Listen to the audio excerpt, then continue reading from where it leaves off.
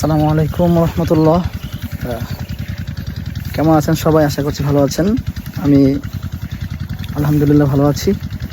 এখানে মূলত এসেছি আপনার ধান খেতে, যে গোসলের যে মজা, এটা আসলে যারা গ্রামে থাকে তারা জানে, যারা শহরে থাকে তারা এই মজা বুঝবে না।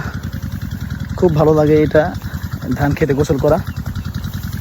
ঠান্ডা পানি অত্যন্ত, যেহেতু গ্রামে থাকা হয় না তাই এখানে গোসলও হয় না, তো সুযোগ যেহেতু পেয়েছি হাতছাড়া কেন করবো, এই জন্য চলে আসছি গোসল করার জন্য। সাথে আরও অনেকেই আছে, ওরা সামনে এগিয়ে গেছে, আমি একটু পিছনে পড়ে গেছি। ভালো লাগছে হাঁটতে।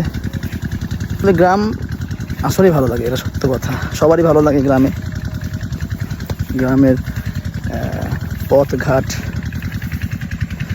সব কিছু মিলিয়ে গ্রামটা আসলে ভালো লাগে।